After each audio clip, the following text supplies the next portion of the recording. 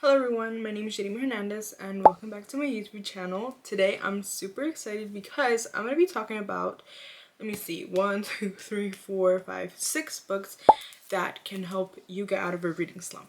These books are all books that I have already read and books that I personally go back to every time that I'm in a reading slump, and they just take me right out of that reading slump like immediately, and I'm back into like my reading game, and I'm like automatically like reset to be able to read and read and read more books. Without further ado, let's get started on our books that will get you out of a reading slump. Okay, so to begin, this book, well, I should say this series, will literally get you out of a reading slump like this. It is the Natural series, and I know that I only have the first book, and I know technically it's a series, but literally once you just read the first book, you will like binge the entire series. I read this book, I want to say like maybe 2 or 3 years ago for the first time, and it was just incredible. Like, it was incredible. I remember Larry Reed, I saw she had recommended this on TikTok, and I just immediately went and bought a copy, and I was not disappointed at all. I'm gonna put up the rest of the books up on the screen. So you have obviously The Naturals, you have Killer Instinct, All In, and Bad Blood. Jennifer Lynn Barnes is an incredible author. This is all YA, so if you're an avid YA reader, highly recommend this, and even if you're not, recommend even more because it's just that good. If her name's familiar at all, which I doubt it isn't, she's the author of the Inheritance games, which was so big on Book Talk. Like, I'm sure everyone has heard of the Inheritance games. She wrote that as well, and I had been hearing about the Inheritance games for like so many times. Like, on Book Talk, of course, it was huge, and I know people compare that series a lot to the Knives Out movie. I personally haven't seen it, but I've seen clips, and it does sound really interesting. So it makes the books even that more intriguing. The Naturals is about a program created by the FBI which recruits teenagers with special gifts. Like, I don't remember exactly how many people there are. I want to say 5 in total teenagers that were recruited. And like Cassie and Dean, they are our profilers. Cassie is our main character. We see everything through her point of view. And Cassie, it kind of gets involved in like a love triangle when she gets to the program, and I know that I'm not someone who really enjoys love triangles, so I really thought that this was gonna like that the love triangle was gonna like stop me from really enjoying the story. But I think Jennifer Lynn Barnes does such a good way of really separating like Cassie's feelings between the two MMCs. Apart from the little romance that we get in here, again, since they are a program created by the FBI, they start off solving cold cases, and obviously it gets entangled with Cassie's personal life. Cassie becomes like the main target of a killer that they like know nothing really about, and all of these murders start happening, and Cassie seems to be tied to all of them, and her mother, and all of this stuff. And it was just so intriguing to see like the flashbacks of Cassie and her mother, how she really started like developing her skill as a profiler, how her upbringing is so different yet so similar to all of the other kids in the program. They all have like pretty tragic backgrounds, so it really like makes you feel for them. So that was The Naturals, and I guess The Naturals classifies as a thriller, but again, like I said, I'm not a very big thriller reader, so if you're also not a big thriller person, like, trust me, you're gonna enjoy this because it gives you a little bit of romance, it gives you like angst, and it gives you the thriller and the action that really like makes you enjoy the book and the whole series. Okay, so this next book is like, I know everyone's gonna probably roll their eyes when I pull it out, but it really is like such a great book to get you out of a reading slump, and that is The Love Hypothesis by Ali Hazelwood. This was actually like also the first book that got me back into reading. It's so like cliche, like enemies to lovers, like fake dating, like everything in one. Of course, we have Olive, who is a third-year PhD candidate, and Adam, who is a professor at her university. Not her professor, but just a professor. I always make sure to emphasize that because I know people get weirded out by student professor relationships, but that's not what this is at all. He just happens to work there, really. And I really loved The Love Hypothesis because I am just like a big, like, I love everything cliche. Like anything cliche, I'll just eat it up. Like I don't care if it's corny, like give it to me, I want it. Like I will read anything, watch anything, like romance and whatever.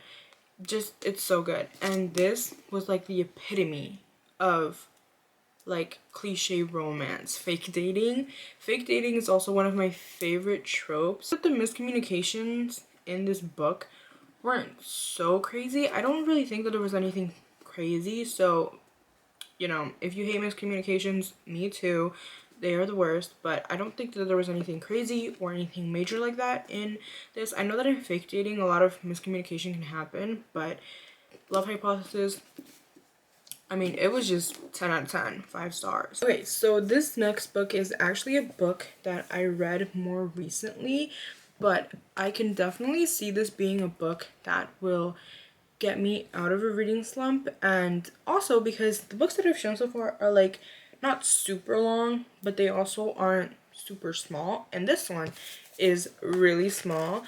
This is Heaven by Mieko Kawakami. Like, I probably said that completely wrong, but this book is only, let me see, I think it's like 175, yeah, 175 pages long. And like, just look at it, this book is beautiful, but this book is really, really short. Like, this is like, this could be a one sitting book if like you really put your mind to it. This book is definitely one to sit down and think about and really like ponder your way through, because I wouldn't say enjoy this book, because our characters in this book are middle schoolers who go through severe bullying by their classmates, which, you know, causes them to kind of get involved in this friendship between themselves.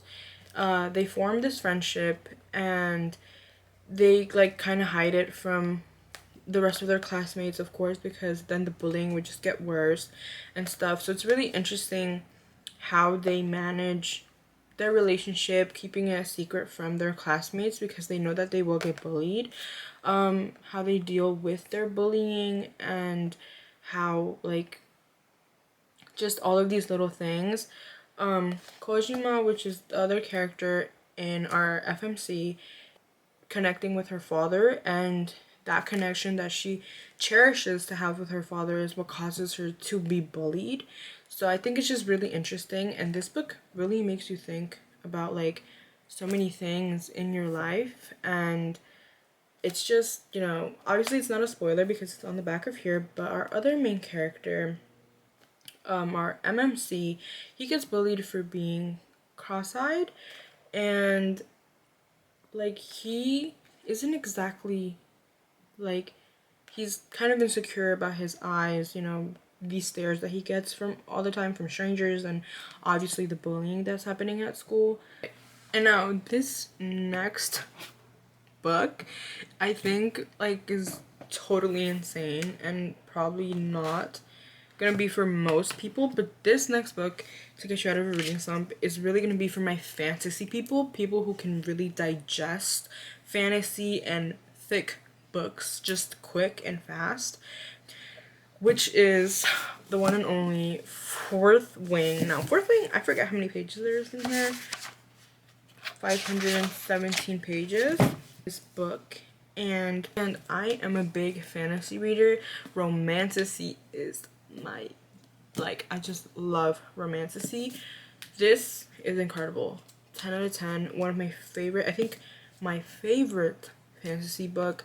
I also really love dragons, so this book was literally like my cup of tea in every single aspect. If you don't already know what Fourth Wing is about, Fourth Wing is about our girl Violet Soaringale, and we follow her through the writer's quadrant, which her mother Lilith Soaringale made her enlist into the dragon military instead of becoming a scribe.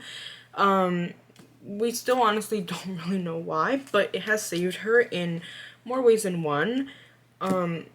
Fourth Wing is, I think it's supposed to be 5 books in the series. So far there's 3. So I'm obviously excited waiting for number 4. I genuinely, every time that I'm in a reading slump, I know that I can pick up Fourth Wing and immediately snap out of it. Because Xaden is the book boyfriend of all time. And actually, spoiler, the book husband now of all time. I think obviously her connection, well, Violet's connection with Xaden is top tier, but I think what really I enjoyed the most about Fourth Wing and the whole series in general is the connection with the dragons. Like, there's so much lore with the dragons that I could get into right now, but I'm not gonna. Okay, so last but certainly not least, have the ones and the onlys. Oh, I'm in the wrong order. Binding 13 and Keeping 13. Now, I'm going to include these together because honestly, in my mind, these are just like one giant book. I say that because you really cannot read one without the other. Even if you're just reading it as a standalone, like, you need Keeping 13 to finish the Binding 13 storyline. In my mind, they really are just one big book. And now this one, it can get really sad and emotional in so many levels, in so many ways, in whatever book you read in the Boys of Tommen series. Binding 13 is my favorite standalone. Well, it isn't really a standalone, but it's my favorite book in the Boys of Tommen series, like, without a doubt. Just really love the way that Johnny and Shannon's relationship progressed. It was so funny, like, Johnny worrying about their age gap, which literally wasn't anything crazy. Also really, really emotional seeing Shannon's relationship with her father, with her mother, and with her siblings, especially with Joey, who, when you get to his book, is such a shift in the way that he views things, and I feel like Shannon views them in such a different way. She also, like, makes herself, like, just feel like a burden, and you really see her grow out of that and become, like, her best self ever by the end of, like, Keeping 13. And I first bought Binding 13, I did not know what to expect. I went into it fully blindly. Like, I didn't even know one thing about it. Like, I didn't even know that this book followed a group of teenagers in a college. Like, I didn't know anything. I went in fully blind. It was the best thing ever, and I only had bought Binding 13. And once I got to the last page, immediately ran and bought Keeping 13 because that's how good this book was, that I had to get this book. Like, obviously, and the cliffhanger that Binding 13 leaves you on, like, I just think that these 2 books are incredible. Like, 10 out of 10 recommend for getting out of a reading slump. If you don't know what Boys of Tommen series is, or Binding 13, let's stay here. We follow our main character, Shannon. She is our FMC for these 2 books, at least. And we follow Johnny, who is our MMC for these 2 books. And they are both high schoolers at the Tommen College. And Shannon moves to Tommen College because of severe bullying at her old school. And not only does Shannon get severely bullied, she is also a character who suffers, trigger warning, abuse at her house by her father. And, you know, she is someone who was so diminished to like absolutely nothing by her father that when we first meet her, she is just the epitome of insecure. And like I've mentioned already, like 3 times already, she has incredible character development, and I think that's what I really enjoy the most about the Boys of Tommen series is that all of these characters, but Shannon especially, goes through such drastic character development for the better. She truly becomes her best self by the end of these books, and I enjoyed every moment of seeing Shannon stand up for herself, learn to stand up for herself, because that's something that she had to really learn and something that Johnny definitely helped her with. She became more independent in everything that she did. Like, I know in the beginning she was a little codependent to Johnny, but in the end, like, she really became very self-sufficient and very independent, and I think that's what I enjoyed the most about Binding 13 and Keeping 13. Okay, everyone, these are all the books that I have for today that have helped me get out of reading slumps, and I can almost guarantee that they will help you get out of a reading slump as well. I also want to note that these books were all 5 stars for me. So even if you're not in a reading slump and you just want to read them and see if they're 5 stars for you as well, I highly recommend, because each and every single book of these like has just made me want to read more, especially the ones that are series. You just like never want to stop reading. Thank you guys so much for watching, and I hope that you are able to read one of these books and get out of your reading slump.